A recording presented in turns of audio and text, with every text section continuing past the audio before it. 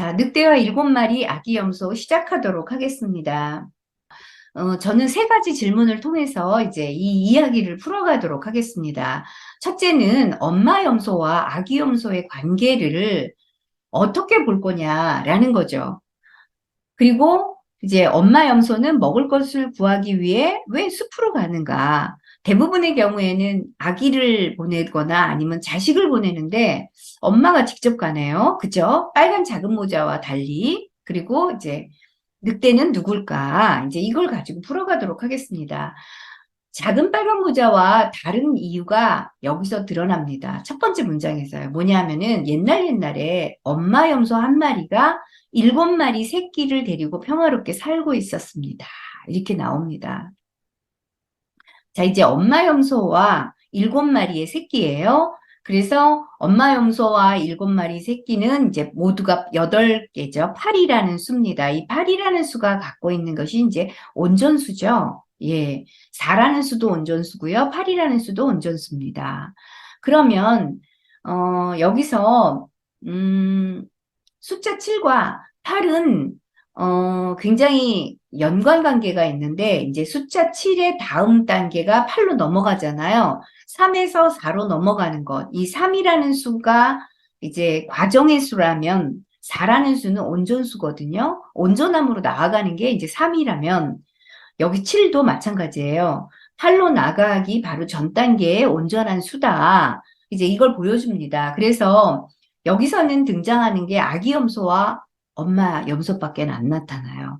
그런데 이걸 전체성으로 본다고요? 아빠가 빠졌는데요? 이렇게 보실 수가 있어요. 그러나 우리가 융심리학에서 특히나 이제 분석심리학이나 정신분석에서 그 자아와 자기와의 관계를 엄마와 아기와의 관계로 이렇게 표현하잖아요. 그래서 엄마 염소 한 마리가 자기라면 아기 염소 7마리는 뭐예요? 자아가 되겠죠. 그러니까 아기 염소 7마리는 7등분된 하나 이렇게 표시를 하면 되는 거죠. 그러니까 7마리로 등장했다고 진짜 숫자 7이 아니라 아기 염소 한 마리가 대표되는 거예요. 그게 바로 시계 속에 숨겨져 있는, 시계 상자 속에 숨겨져 있는 아기 염소로 등장을 하게 되거든요. 예, 그렇게 보시면 이해가 가실 겁니다. 그러니까 자아와 자기와의 관계를 보여준다. 쉽게 얘기하면. 그러니까 엄마가 자기라면 아기 염소들은 자아가 되겠죠. 아직 엄마 품에서 아기가 염소들은 어때요? 분화되기 이전 단계를 보여준다. 이제 엄마가 숲으로 들어가는 이유는 뭐예요? 아기 염소들끼리 서로 분화가 되게 하려고.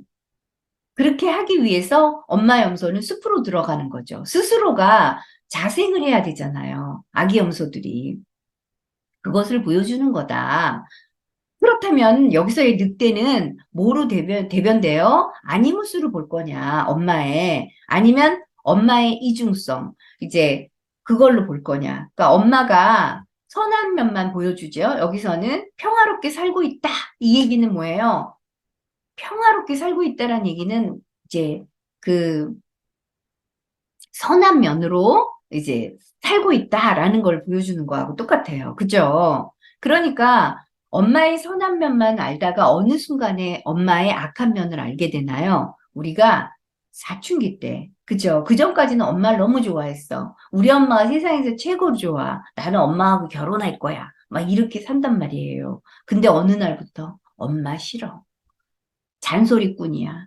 하라는 건 너무 많아. 그래서 어느 날 엄마 너무 싫어하는 그런 경우 있잖아요. 이때는 뭐예요? 자아, 인식, 의식, 자각하는 단계. 그래서 무언가를 비교할 수도 있는 그런 단계죠. 아, 우리 엄마는 선한 사람인 줄 알았더니 아니네. 거짓말도 하고 다른 사람 위협도 하네. 막 이제 이런 걸 느끼게 되는 그 순간이죠. 이제 그래서 결국은 아기 염소 7이라는 것은 결국은 아기 염소가 엄마인 자기에게 동일시되어 있는 상태인 거죠. 아직 분화되기 이전인 거예요.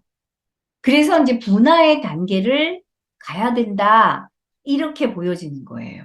이러면 조금 이해가 되실 겁니다. 그래서 엄마 염소인 자기와 아기 염소 7이라는 자아가 하나인 상태를 의미한다.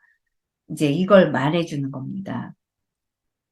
그렇다면 빨간 작은 모자와 다른 거는요. 작은 빨간 모자와 다른 거는 작은 빨간 모자는 작은 빨간 모자 그 빨간 모자와 할머니가 동일시되어 있는 상태잖아요. 무의식적으로 묶여 있는 상태예요. 그 상태와 지금 엄마와 아기 염소 7마리는 다른 상태예요.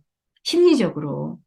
왜냐하면 이 아기 염소 7마리는 엄마 염소로부터 아직 분화되기 이전인 거죠. 탄생 이전인 거예요. 자아가 탄생되기 이전인 상태예요.